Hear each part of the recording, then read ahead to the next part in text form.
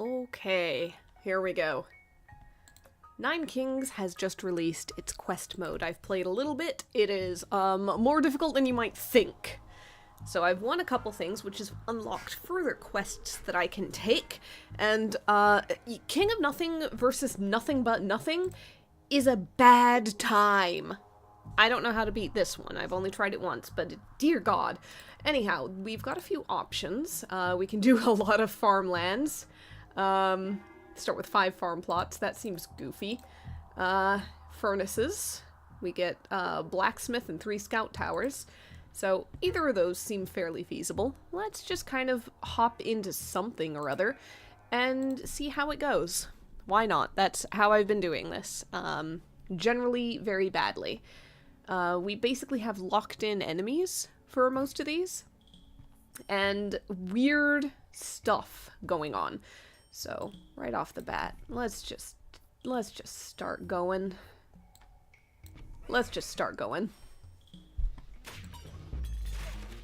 So, how's the week been going for everybody else? There was a holiday for me, but I know that's not the case for everybody. Not too much. Not too much is up. I have a lot of thoughts about a game that I have not played for no good reason. I like having thieves in here. Hold on. There we go. There we go. Let's just get a big army going. But yeah. It's been relatively quiet on my end, though I do generally prefer that, I think.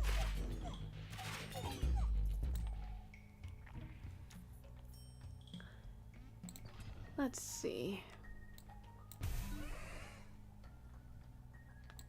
Ooh, that one guy needs to go. That needs to go. I am not used to this mode because in the base game you have perks that you can put on kings as you level up, and my kings are fairly loaded with perks. The problem is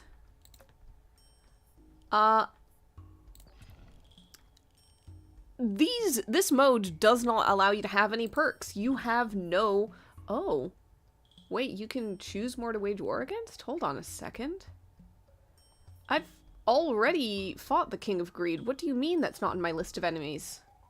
What? Interesting. Okay, so this one's a little bit more flexible. Anyhow, I've got no base perks. My stuff has a limit to how much it can level up. It's got no bonuses. These, I think, are on a harder difficulty mode. I'm not having a great time with them as far as, like, ease of battles. I outright lost one campaign, one challenge that I tried, like, year 11. I did not get far at all. Alright, who's probably dying a lot? I'd say the thieves. There's downside standing up in the back line alone.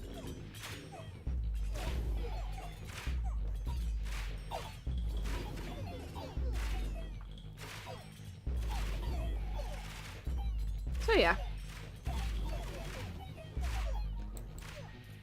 Just apropos of nothing, out of nowhere, I've had some thoughts about, oh, more thieves, woo!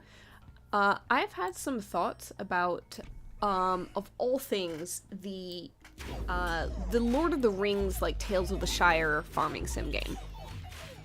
And just going back to, way back when it was kind of first announced, my initial thought leading up to it was basically... just, if you were going to make a farm sim game based on any sort of intellectual property, location, anything like that, the Shire and Hobbits makes a lot of thematic sense. It really fits in, like, almost too well, in concept and in tone. However, the thing is, when they actually release the game, see what I mean? This is getting a little too hard, a little too fast. I am not doing well. I am not doing well already. Oh, I'm about to lose. I'm about to lose 1 life. Okay. Bugger. Alright then.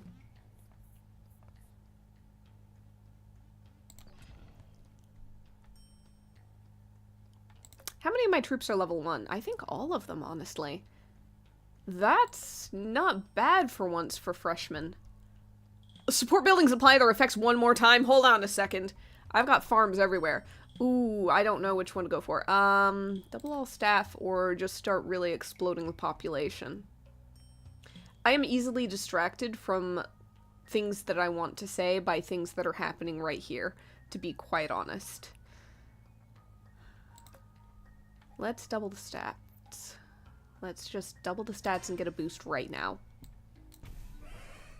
Anyhow, the thing I was saying, yeah, like, the Shire is the it should almost be the ultimate farm sim location and setting if you're going to make one out of something like that. It really should. So why did it not do quite as well? A lot of it is honestly subjective. I am not knowledgeable enough to make a full analysis of it or anything like that. But from my vague understanding of, like, complaints and comments and critiques and things like that, it seems to kind of just generally be something where it's like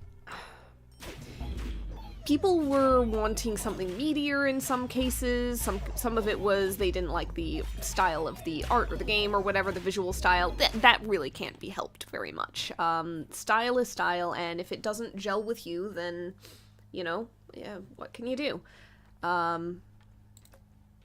Ooh, I've got nothing. I'm not gonna get an expansion for a while. It's not worth getting anything much here. Oh well. There we go. But I think that at least a little bit of it was... I want to say that the complaint that I heard and saw leveled the most, aside from, like, subjective visual style and things like that, was it being a little bit, I guess, bland? A little bit, not enough stuff going on. Not enough stuff to really chew into, and to be fair, you can have a relatively quiet, very cozy game. Oh, I need a new spot. You can have a really quiet, cozy game, and, like, not have to worry too much. Yeah, exactly. It was probably the idea. It was probably, let's be kind of laid back about it. Let's have just a comfy, cozy, slow-moving little story about the hobbits trying to establish that Bywater is definitely and absolutely a village, and it totally counts. And that makes sense. I'm not against it. I'm about to destroy everything. There we go. Oh, I messed up big time. But yeah, it's fine. Ooh, hold on, I'm about to make this much better. There we go, that's better.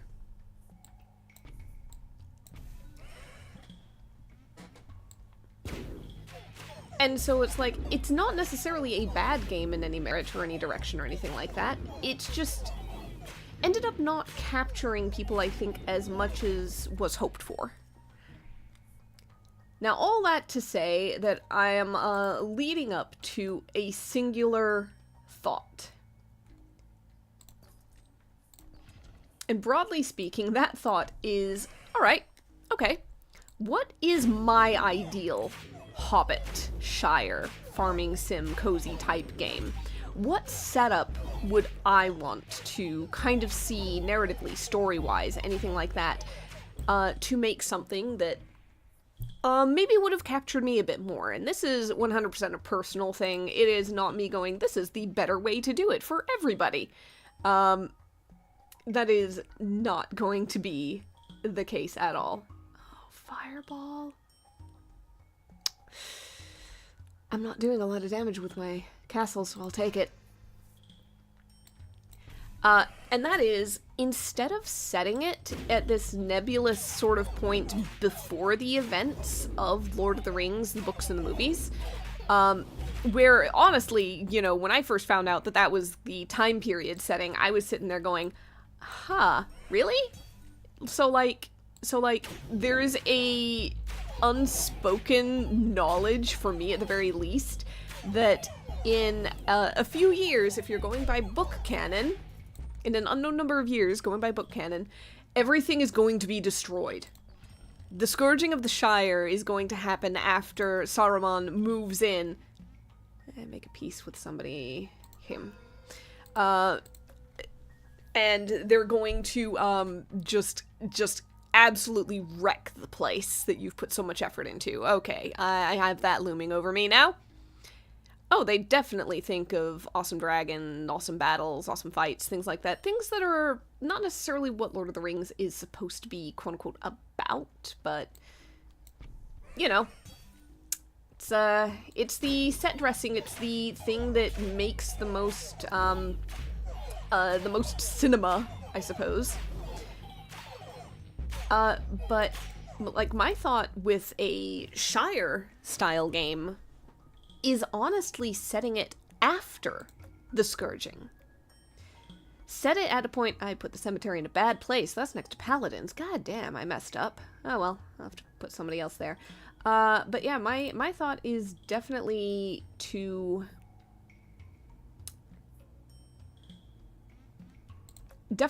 put in something where you, my brain is not working right now because I am very distracted with the realization of what I need to do next. There we go.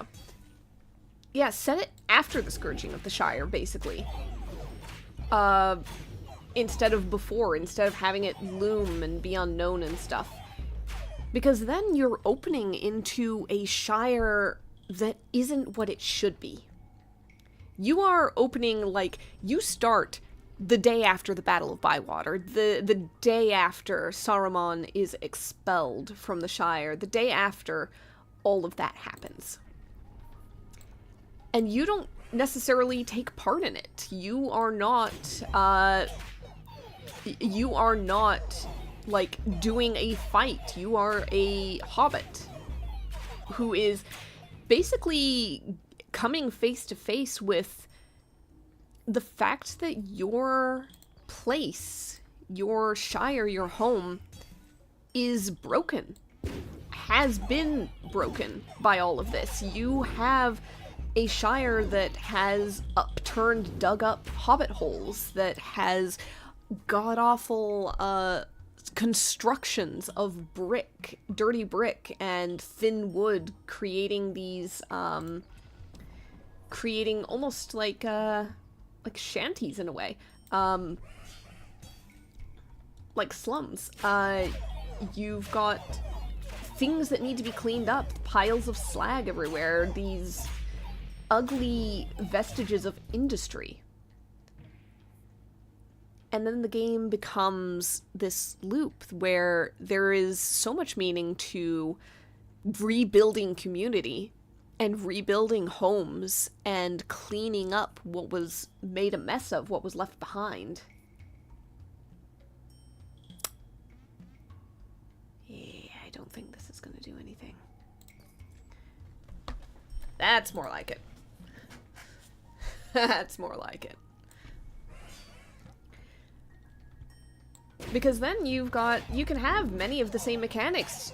Like, oh, your hobbit hole is an absolute disaster, a mess. Things are boarded up, things are broken or missing or messy.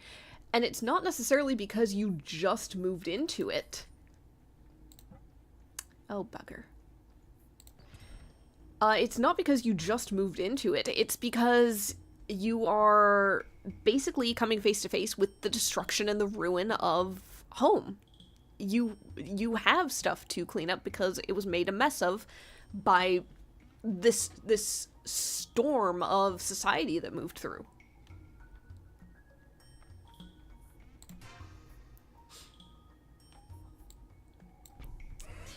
Like, then you have reasons for quests for the greater community because the community also needs help. Your garden's a mess. Nobody's been gardening recently because nobody's been able to because all the rules were against it.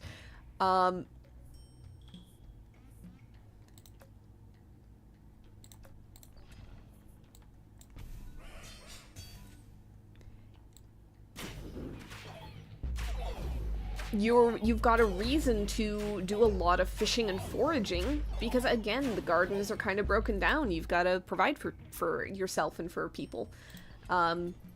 You've got plenty of reason, honestly, to kind of go, okay, so, oh, I can't afford anything.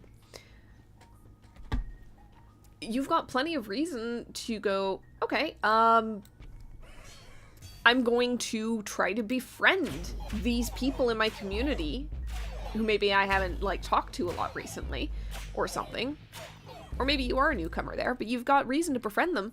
And the more that you befriend them, you could have a system in place where increasing that friendship level then leads to, like, being able to fix their home as well, rebuild their hobbit hole, get them out of the terrible little shanty apartment that was put in place, or whatever the case may be. And so you just inherently have a game and a system where you're just getting more and more invested into the community, and so it changes the way that the surroundings look. I'd say probably the greatest downside to this as a format that I can immediately think of is the fact that if you are sticking to book canon and book timelines, I believe you've got roughly a year or so that it took to do most of the heavy work and heavy lifting, and a year is... It doesn't really feel like a lot of time in a farming sim game. The sorts of things that can go on for absolute years and years, to be quite honest. What is this? What is this? What do you mean you only have 4 usable plots? What? Oh, bloody hell no.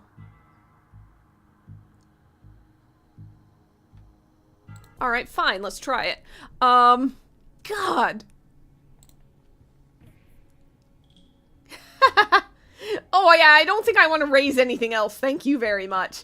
What I want is a blacksmith there, a soldier there, and to be quite honest, not an archer anywhere, because I kind of want to farm here. I'm gonna have a bad time, guys. I'm having a really bad time already. Oh, jeez. Anyhow. Oh, I'm starting with Fireball and Twin Shot and development? Interesting. Okay. So I do have a lot of reason to put archers down with Twin Shot being on there. Bugger. Alright, fine.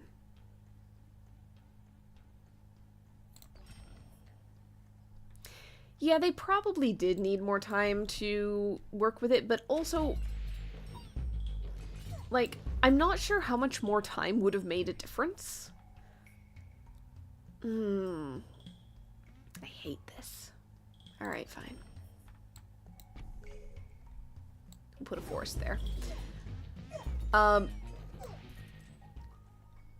Because, like, they had their core concepts. They had what they were going to do, essentially. Oh, that was a bad choice. That was a really bad choice. I forgot what empty plot meant. Like a doofus. Anyhow. Yeah, honestly, I'm not sure that the flaws of that game were necessarily flaws of it being rushed development or too early of a release to some extent. I'm almost wondering if it was more... How do I put this? Because it's so subjective. Yeah, right. It was so very subjective. Something to the effect of... They did the systems and the game that they wanted to do, I think. Like, everything seemed on purpose and intentional, to at least some degree.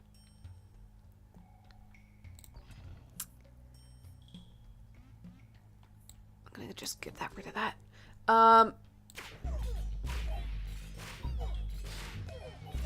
It's just that the game that they wanted to make, that they chose to make, might not have been the game that, that most people really wanted to see. Yeah. Maybe unlucky, maybe something. Just something.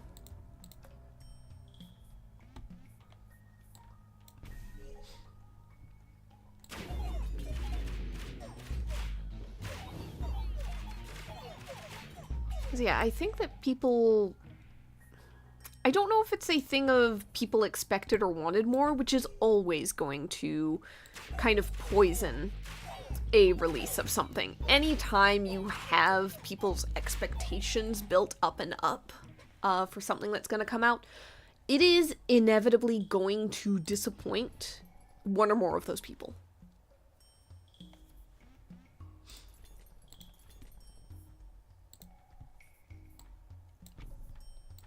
It's just going to be the way that it goes, you know? You can't please everybody, and also, like, it's easier to be pleasantly surprised by something you don't expect, than... It's better to be pleasantly surprised by something you don't expect to get than disappointed by not getting something you did expect, you know? And so there's always going to be something about hype kind of causing problems.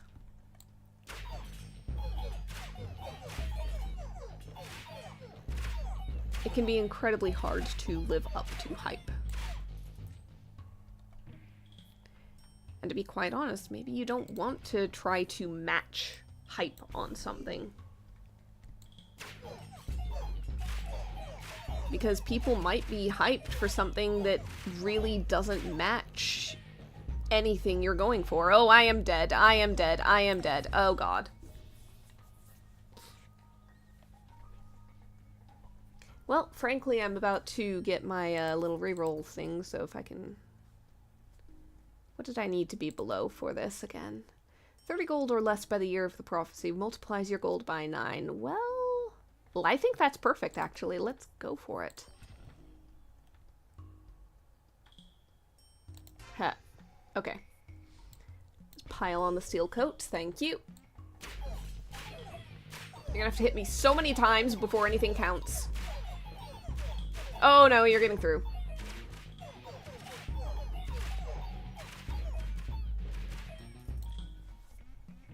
God. Alright. I have 30 gold exactly. Perfect. Woo! That is as well as that could have gone. At least for that particular blessing.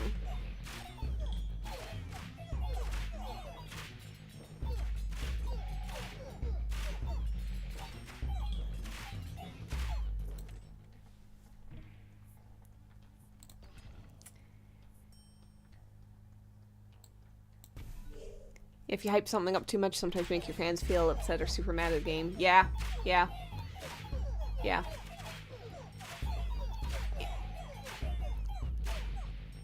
It's an interesting little thing of, oh god damn it! There they go. They got me. Unfortunately, I think this setup is not actually going to scale with the game, to be honest.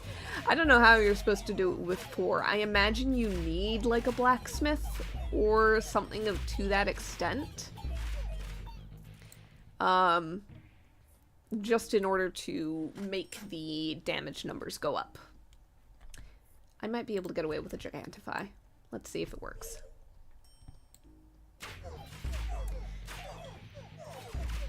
But yeah, it's a sort of thing where you almost want to I lose. Let's try a different one. You almost want to promise no more than you can absolutely deliver. Try to promise less, in fact, so that anything you do beyond that promise is above and beyond. It's a bonus. It's extra. Oh god, what do I even have here? Oh no. Oh no. Alright, I've got Fireball, I've got a big scout tower, I've got some blacksmiths, I've got some walls. I have some earthworks, so I can go ahead and expand a little bit. Okay. I kind of want to earthworks here, to be quite honest, because I like the blacksmiths being here and helping that out.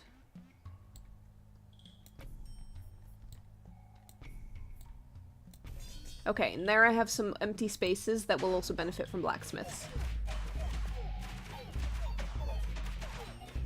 No troops. No troops whatsoever. My fireballs are my only hope. Promise little, deliver much, basically.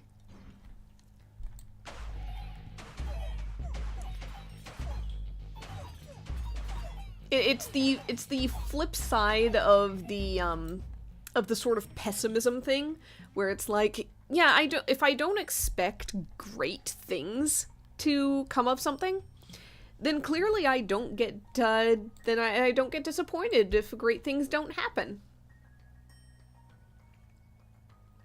And I'm pleasantly surprised if they do.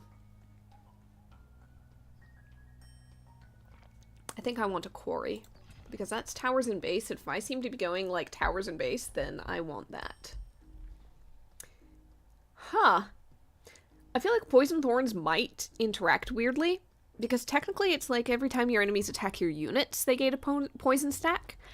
I'm pretty sure the wall technically kind of counts as a unit, because I have seen towers heal it, spires heal it. Yep. Yep. Yeah, sometimes it's the creators who are doing all the hyping and being like, this is the coolest thing, we're doing something awesome. I think that the trickier thing is when your fan base hypes you beyond your control, because you cannot stop that from happening. You cannot handle that, stop that in any way. Okay, I'm worried poison thorns might be a waste because the walls might not count, but it'd be funny if they did, so I'm gonna pick it. I really need the quarry down, but I really want a corner for it.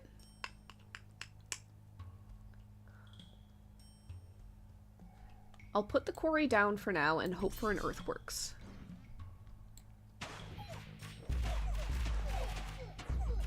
Oh yeah, they're getting poisoned. They are getting poisoned for attacking the wall. This is fantastic. Like, it's not ideal, but it's great. Okay. I feel like I should maybe take a soldier and or a paladin. Let's get a paladin in there. Why not?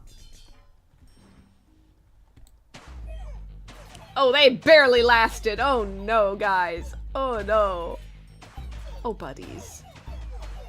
Oh, yeah, poor things. Alright, well, it is starting to get a little rough, to be fair.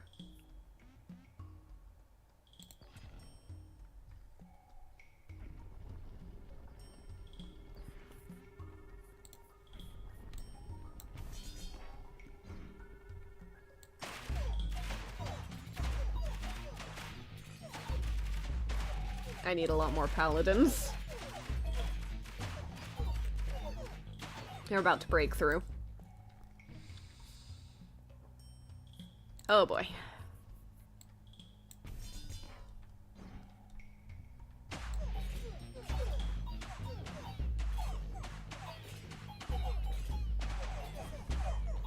Oh no.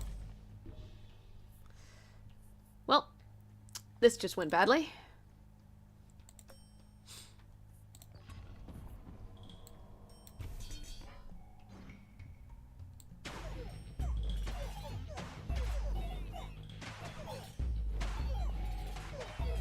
Oh, I'm about to lose so hard. Oh no. Did I actually just kill them? What the heck? Alright. Got a shrine in the corner. I want those level ups to happen. Oh god. Yep, I can't make it. I cannot hold them off well enough. Dang.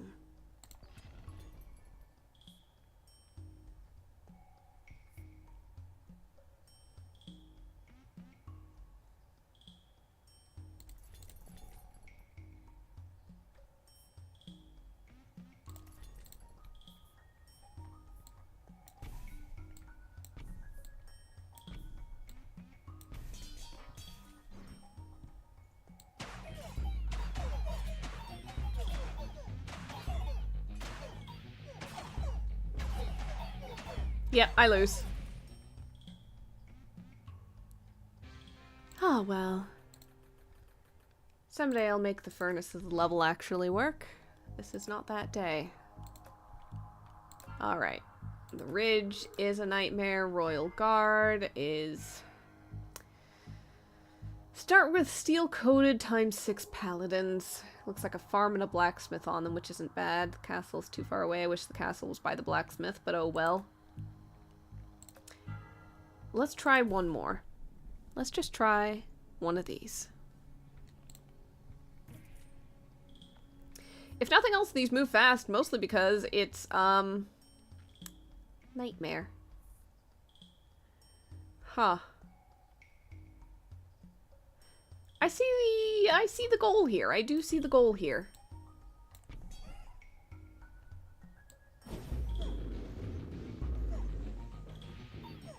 Oh god, I've got no idea what's happening. Also, I got used to having my fireballs. Where's my fireballs? Why are they just rocks?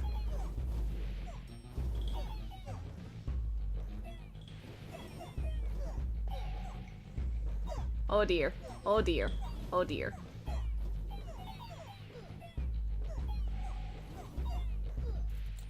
Huh.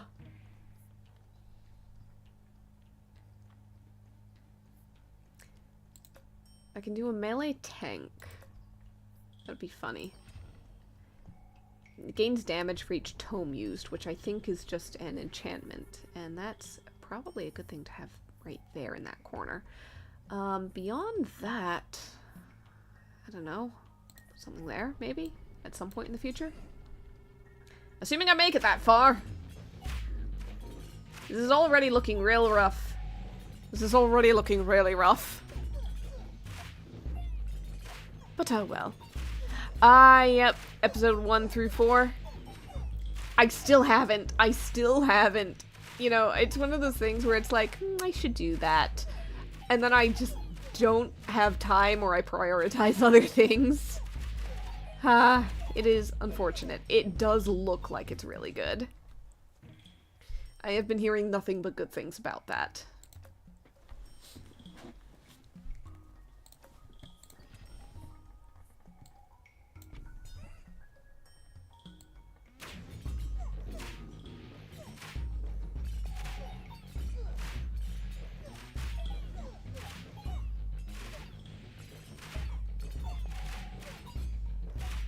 I wonder if Echo Form card in this is useful for moving the castle back a line. Because it just duplicates the thing. I can see that being helpful. Clear a space for farm upgrades on something.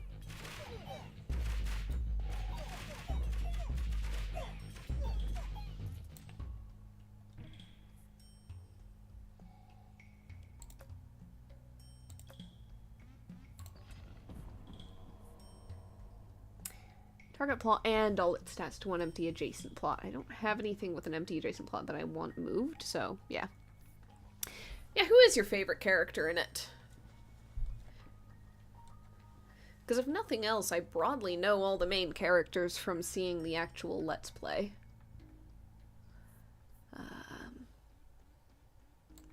Sure.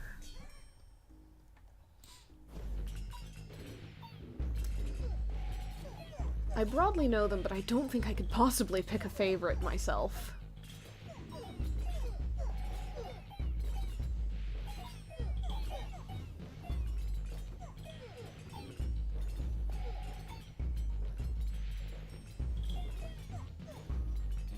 Oh god, it's tanks against tanks. This is not going well. This is not going quickly, I'm thinking. Yeah, it's a tough pick.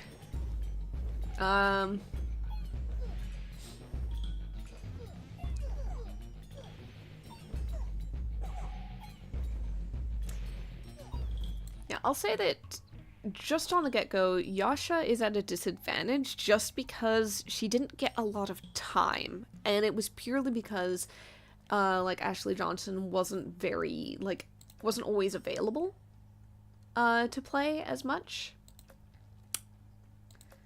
Oh, I might just put a shrine up. I'll get rid of it later.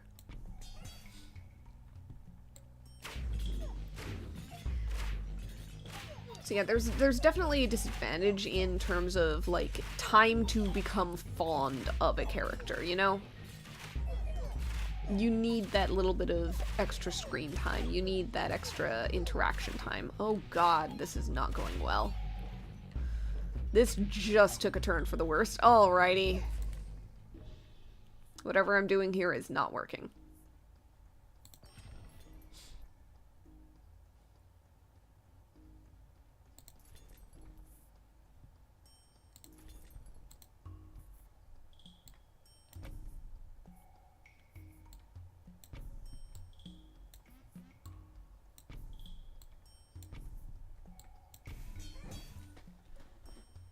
Alright, let's go. I have no money, but let's go.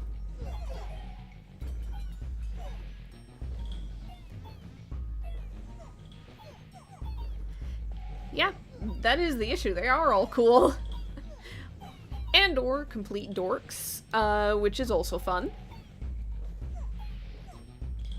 Yeah. Oh, bugger. I'm doing badly here. I'm doing badly here.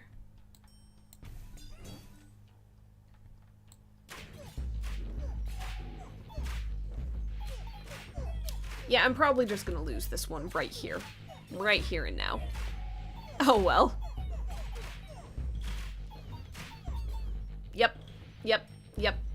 Okay, so there's probably some sort of tip or trick or technique or whatever to make sure you get through it. I don't know what it is. Let's try a King of Spells one for the first time just because I unlocked it previously and haven't touched it since.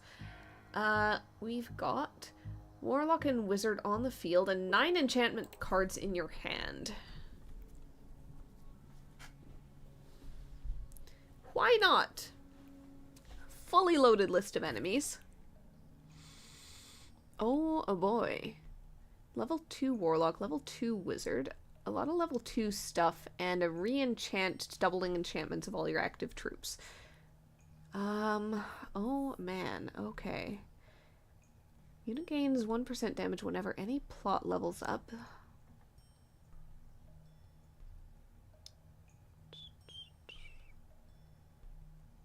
I kind of want to put that on the Wizard, I think. Adrenaline is 1% attack speed per second. Let's see. Your hit per second is 0.1, 0.2 hits a second, a little faster. Sure.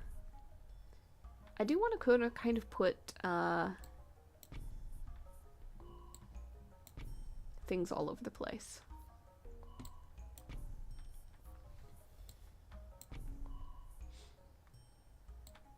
Okay, let's go.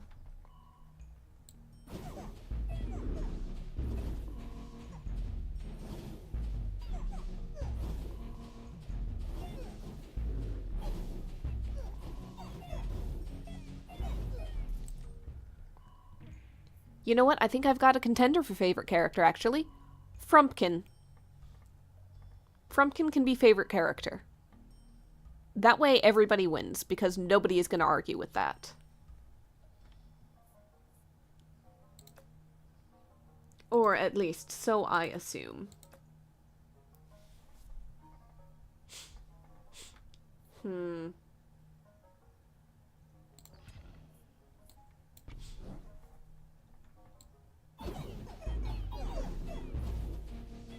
I think I need to get rid of these summoners before they summon things. There we go.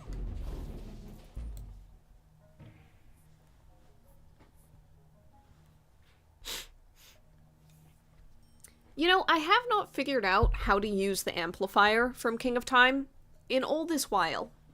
Gives every buff it gains to one adjacent plot. You can't put buffs on it, and certain buffs don't apply to it, but I think that you're meant to, like, put it next to something like, say, a blacksmith, maybe, and it amplifies out 2 adjacent plots to it. I think. I have not figured it out. Oh, I've only seen episode 1. I haven't seen episode 2 yet. I liked episode 1. But yeah, until such a time as every single episode becomes available for free watching on YouTube, as opposed to get our subscription to our streaming service that is one of many that all want your money, I am probably not going to see it. Unless it is, like, shown to me or something. So, unfortunately, I am picky and I do not want to have to pay 5 different streaming services money in order to access all of their various things that are all exclusive. It's a terrible place to be, but I am there. Hold on a second. What's my current hand? Combustion, precision, portal. I don't really care about those. I might just take supplies and just take everything. Look at them all. Perfect. Alright. So I can offering the shaman because it has no buffs on it and get even more cards. Destroy target, plot to level up adjacent. I don't think I really want to, but I'll figure out what we can do here. Hold on. I could... No, I'm gonna be leveling them up with their other stuff. So, broadly speaking, warlock. Wizard. Oh, the citadel's not full. Oh, wait, can I not? Oh, there we go. I didn't have the right thing. Library. Okay. Okay. Sacrifice is gonna be a little rough because I don't think I really want to sacrifice anything. I'll put the shaman back down for now. I will put down a spire. Let's say right here. What I really need is a King of Nothing blacksmith right in the center here in order to buff all of that damage-wise. I really, really need it. Unfortunately, King of Nothing is not a foe for me, and I don't think I can change my foes, so I'm unlikely to get it unless it's from a merchant. So I am relying on pure dumb luck.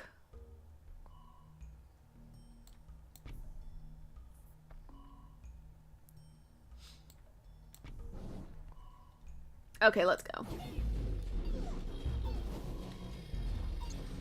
Is this going to be a turnaround for me? I don't know.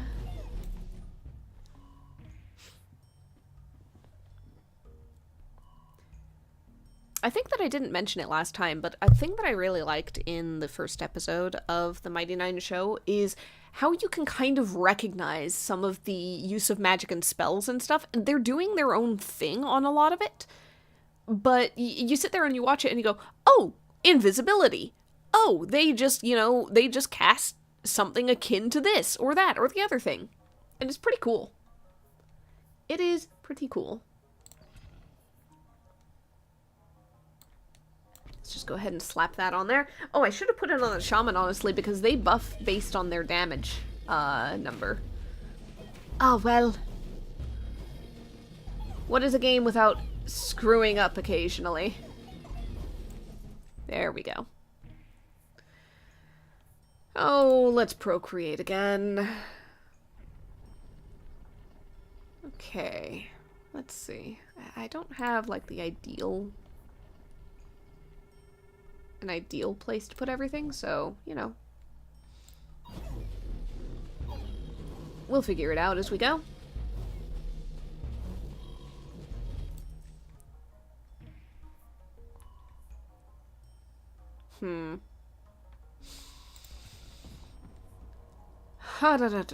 Let's see. Let's go ahead and regress that, because the citadels have basically a level block. You can only get 3 levels on it because, again, higher leveled citadels or castles or what have you, bases, are perk point things. And if you don't have the perks as a king in this campaign mode, then you don't have higher level abilities. Which...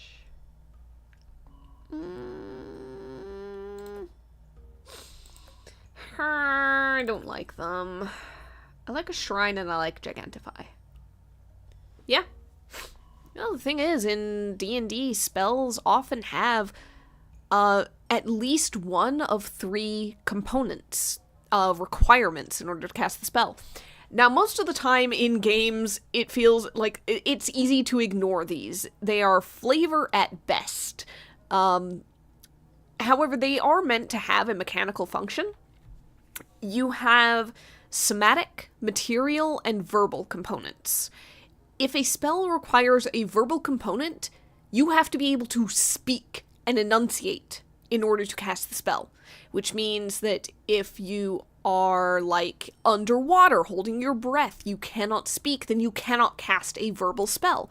If you're trying to cast subtly, quietly, and you don't have like a sorcerer ability or similar to mask it, then in theory, if you try to verbally cast a spell with that component, then you will be heard. Now, I have had loads of players, and I've seen players basically try to get around this by going, can I roll stealth to like whisper it? Can I mutter it under my breath? Can I make it be unnoticed that way?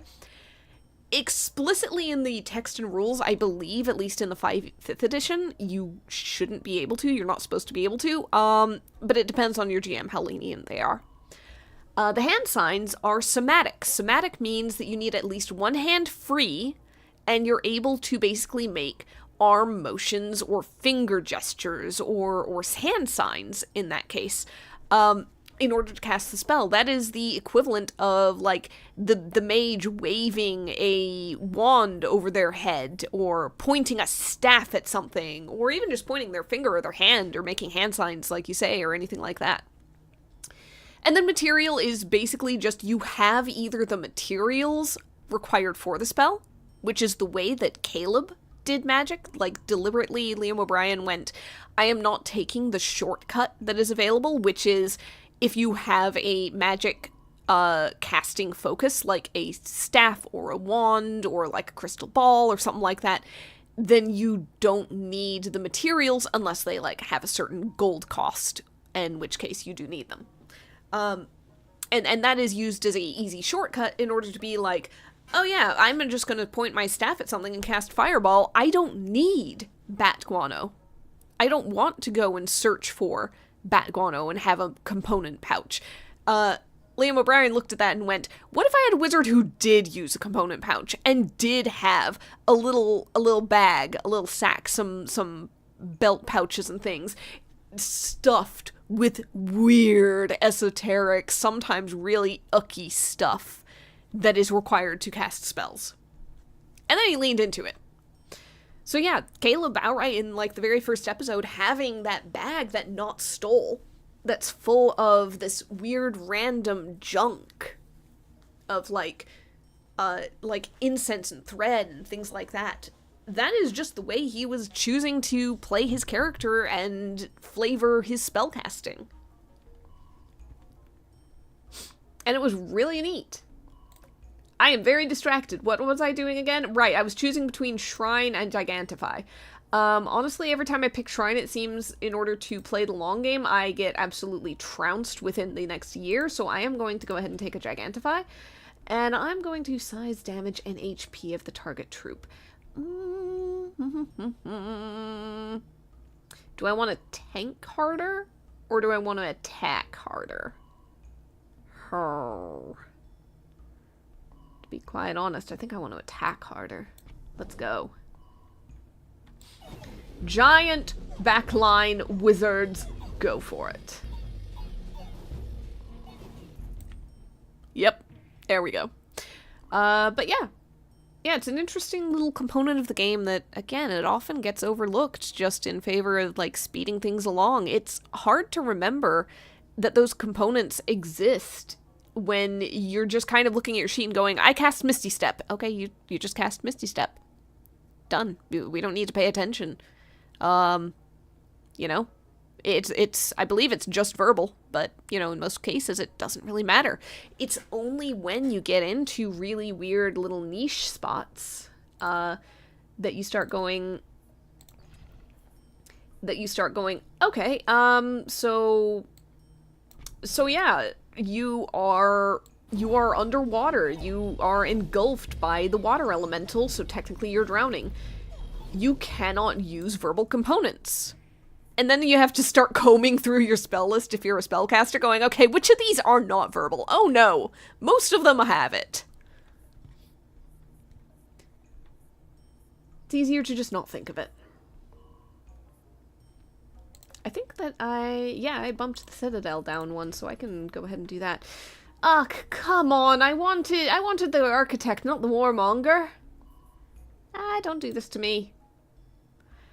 My Warlock's at full, my Shaman is not. I don't really want... I can put another troop here, to be quite honest. You know what? I'm not going to take anything because, frankly, I am going to Citadel, and then the next round I am going to just rewind. Which does, unfortunately, give me another Citadel to deal with. And no good place to put it. These stupid little shamans need to go down. They really, really do. Thank you.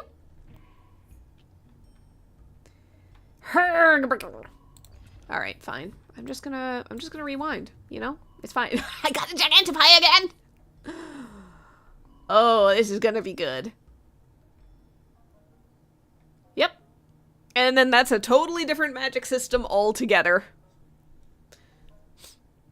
I feel like Fireball, and like, I feel like it's a fun little bit of punnery, not punnery. Some of them are punny.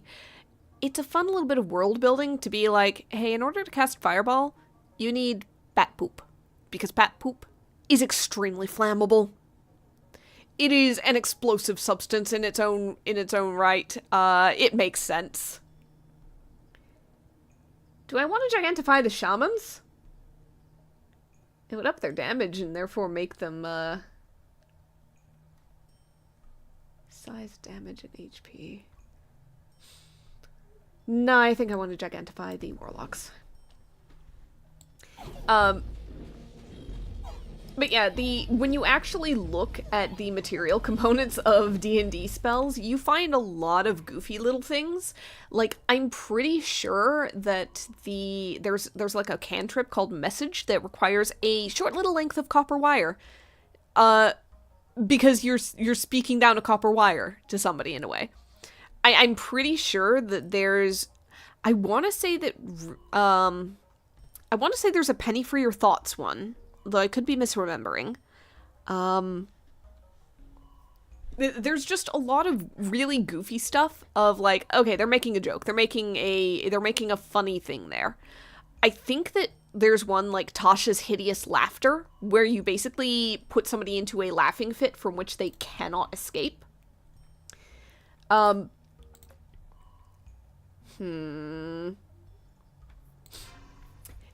And the material component for that is a feather.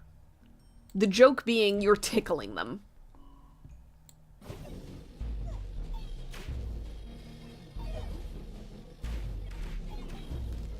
Alright. These elves need to go.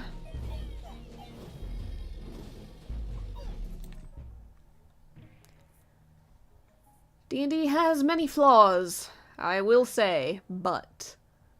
at the very least, some of that old design shows a certain amount of willingness to goof.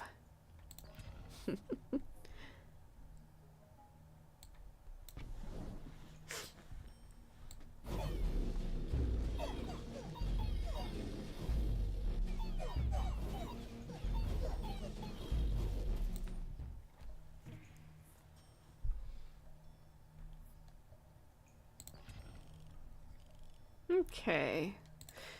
Let's make peace with someone. Let's go with King of Nature. Sure. We'll slap a Citadel on, and then we'll regression it again, and maybe hopefully get another Citadel, and that's the only way that I can get way more levels on this Citadel than should be allowed. I don't like these. I'll take Precision. Because it's an enchantment. I think this is the one that gains HP for each tome used. Unfortunately, I don't have a lot of tomes, so... I mean, that does it, but... oh boy. It's a rebellion, and... I really feel like this game does something where the worst enemies you can face are your own subjects in some ways, because you don't have anything that's stronger than them. And they often have much bigger numbers and everything than you do, just because of the way that this progresses. Oh, time for another expansion. I still have not used many of these places. Okay. Here. Gosh, this is definitely something. There's a single merchant left and it's right at the end, so even if I do get a blacksmith from it, it's hardly gonna be worth it. So, yeah. Oh well. Rainbow time.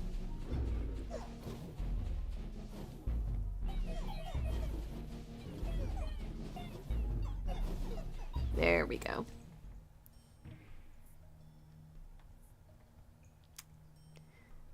Oh, is it even worth it? Is it even worth it? Maybe. We'll see.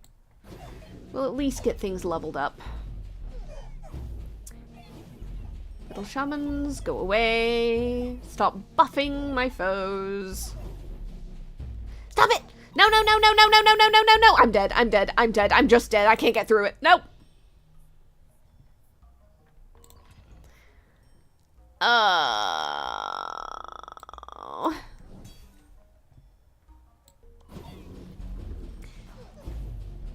Yep, the rebellions are the worst. The rebellions are the worst.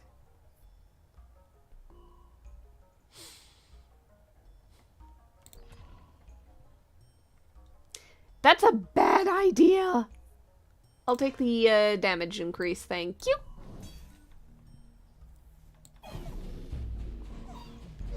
All right, good. We're melting things. We're going. We're going.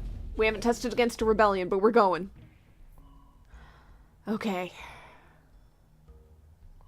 It's a bit late for an orbiter in this, to be quite honest. I'm not sure that it's going to help much, but fine, whatever. I'll take it. What if I put the orbiter in the center? Okay, that works. So apparently the library doubling an enchantment counts as a troop getting the enchantment, so the orbiter gets it too. So actually, that is kind of goofy. Let's put one more library in the corner, why not? Okay, there's my buildings, and not a single helpful little bit to be found. It's almost not worth getting a vault. I only have those couple of open spaces. That's going to be a library again. There's really no reason to put anything there that's gonna, aside from maybe the vault. And frankly, I've got 2 years left and plenty of gold, so it's fine. Library, library, let's go! Those orbiters are suddenly getting very buff with enchantments, so I'm hoping that that's gonna... Yeah, I think that's going well. I think that's going well. Okay. One more regression, just for that.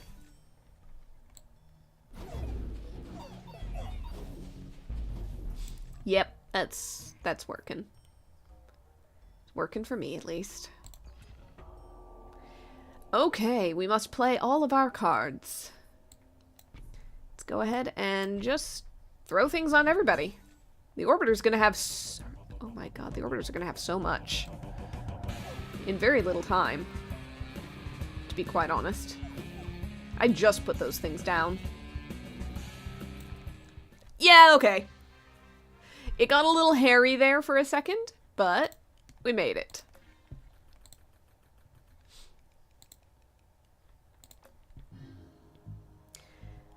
Alright, and that unlocks a couple more things. Right. Disorder has taken this town, but with a bit of magic we might wipe the mud-brained of our kingdom. Only draw offerings, start with a messy kingdom. Oh no. That seems rough. Gigantofield! We're out of troops. Gladly the giants from the north know the right side to stand. Let them come, I say. Start with gigantified ogres. Oh my god. Alright, okay, I see where we can go with this.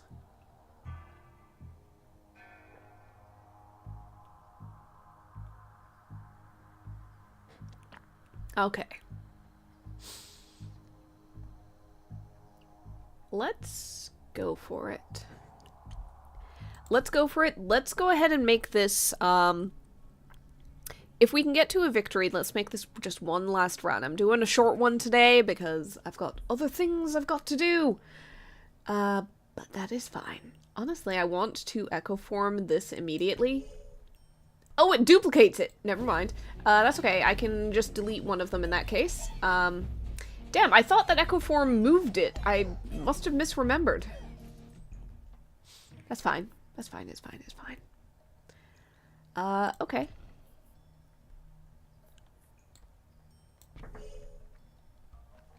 Because the ogres get a stat boost for every plot they're adjacent to that is empty, and adjacent only really counts, on each side. Oh, what do I think about hand signs? In terms of, like, D&D stuff, I think that, again, it's kind of in that pool of things where it's like, there is a purpose to this. There is a flavor and an intention and a way to basically make certain things more difficult, but it is hard to do it convincingly. Because somatic components, the hand sign things, are not really, like, strictly defined. The loose definition is that you need one free hand. And I don't know if it's just my game group or if this is a broader thing, but it seems like it kind of goes from you need one free hand to cast a spell with a somatic component to as long as you can wiggle your fingers, you can do it, which then leads to, like, there's an enemy wizard. The party has captured them alive, are going to take them into the king for justice and stuff. And they are convinced that they need to basically mitten tape this person's hands so that not a single finger can twitch.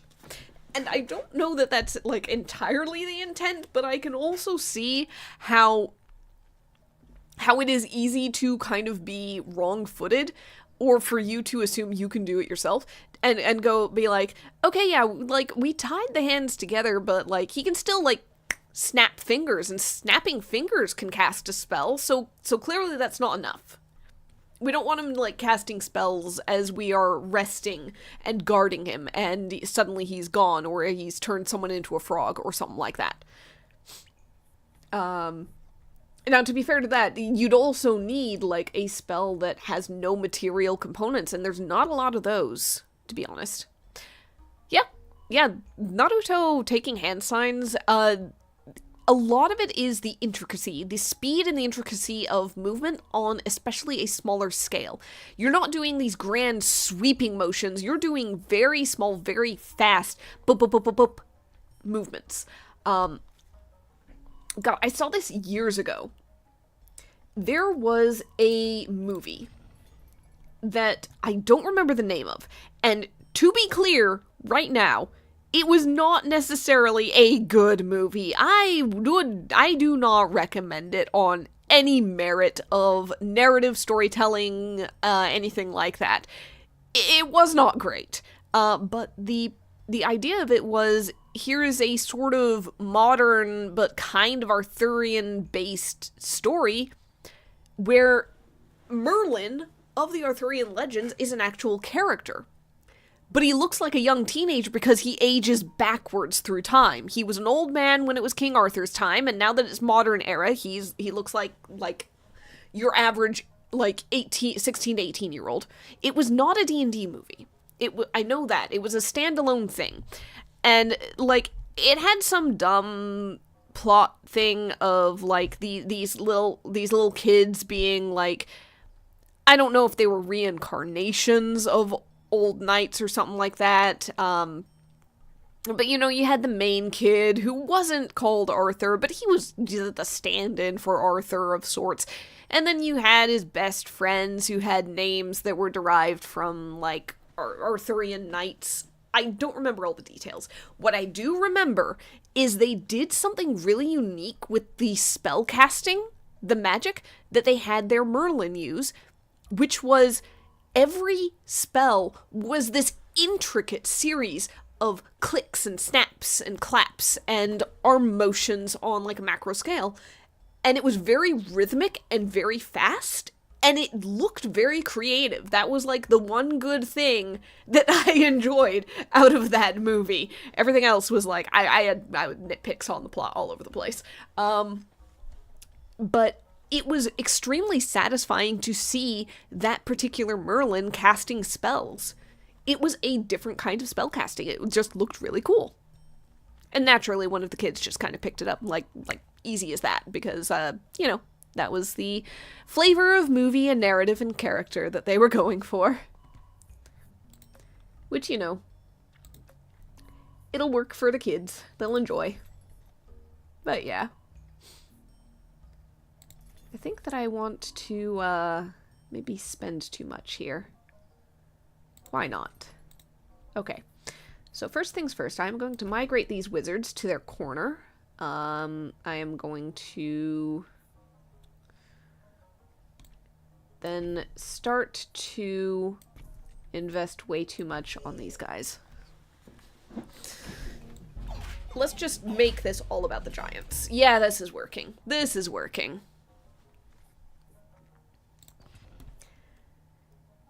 Anyhow, yeah, again, cannot recommend the movie. Can recommend if it's possible to even find a clip without knowing the name of the goddamn movie of, like, Merlin spellcasting from some movie from years ago. That was not good, but the spellcasting was, so it is not helpful at all. Unfortunately, I genuinely cannot remember the name of the thing. Yeah. Like, it was bad in a, in a critiquey kind of sense. I can see it being, like, good in a dumbly entertaining way. Maybe. Yeah, good and bad are so subjective anyhow. But yeah. Ooh, I almost want to get exploration going. Yeah, I almost want to get exploration going so I can slap the library down there, but after that, I don't really need a lot else. I can just kind of shift things over.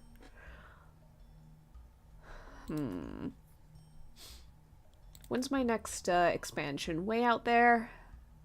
I can hold off on it until then and use this on either Leatherworks because doubling movement speed is funny, or maybe Abracadabra.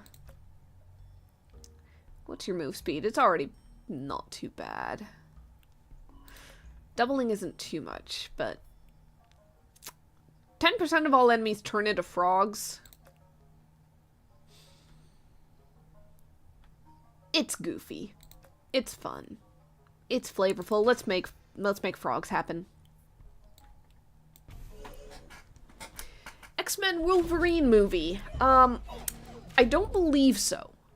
I don't believe so, because a lot of my X-Men knowledge is secondhand. Honestly, a lot of my everything knowledge is secondhand. Again, I live under a rock. I engage with very little media that's not completely and utterly online. But hey, it's what I got. Ooh boy, okay. We can now make peace with someone. Let's say goodbye to the King of Nomads for now. Regress these guys. Just so we can level them up a little further later, because if I keep King of Nothing around, then I get wildcards like that! I think yes. Look at all that.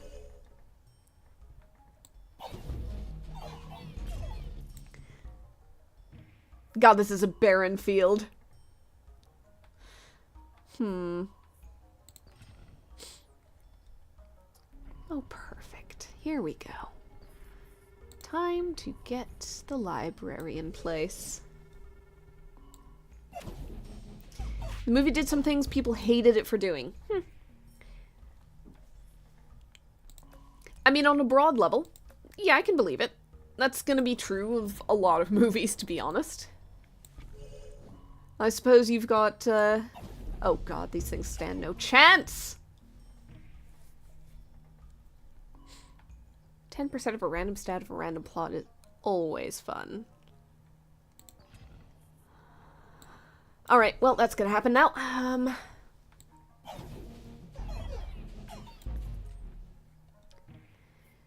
But yeah, anytime somebody grabs hold of an existing property and goes, you know what, I'm gonna do my own thing with it, you are inevitably going to end up with something where you end up, oh, come on, stop giving me destroy target plots. I don't want to destroy more target plots.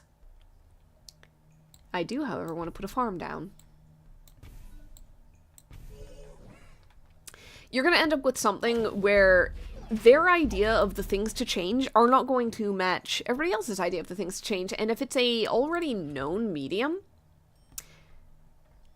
then it is absolutely going to be something that people have their own opinions on.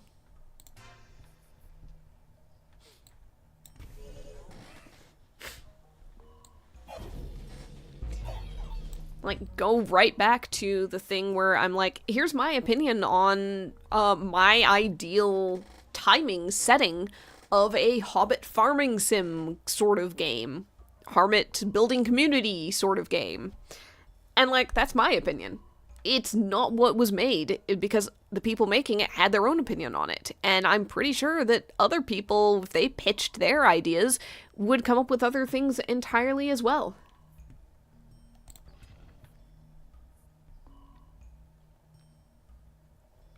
Yeah. Yeah, sometimes you just kind of go, okay, I see what you're going for here. And whatever your opinion on it, you can kind of see what they're going for, and, like, and it can be fine. Where am I? Library. I think I shall. And I can put one thing in this corner here that would not mess with this whole... I like the idea of either an orchard or a dragon's den.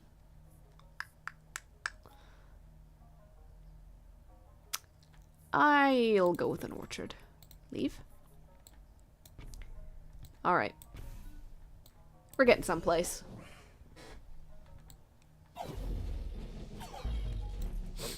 We're getting fast is where we're getting.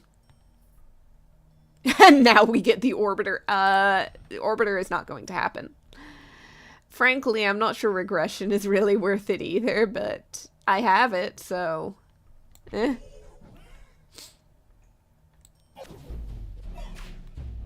Alright, here we go.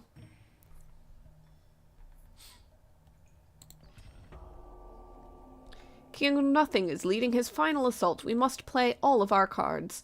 Well then, let's do this. I'm going to slap that on you and that on you, and I don't really want to sacrifice any plots because I don't have anything adjacent that I'd want to level up. So that just goes in the pit. No, I don't want more. Where'd that come from? Oh, I've got a wishing well thing that's been there the whole time, and I've never used it because I didn't realize. Well, that's what I get for not reading my sidebar. I could have benefited from that much earlier on by deliberately sacrificing a card and getting 3 copies of it, but I did not look on the side at all. Okay. Well, alrighty. Level 9 for King of Spells. Honestly, I think that's pretty, I think that's a pretty good stopping point. Let's just take a look. Spells Revolt. Oh, the Rebellion is... Yep, there's gonna be the one where you fight only yourself. So yeah, that is the campaign mode. There is so much all around here. Oh yeah, it's easy to be like, at the time when you're a kid, just be like, I like this, I like the character, I like the big explosions, or whatever the case may be. And maybe you're not thinking too deeply about the story, or the impact that it has upon the greater narrative from all of the comics and things like that, and what it's disregarding. And so maybe you don't have that context, maybe it just doesn't matter that much. You're just happy to be there.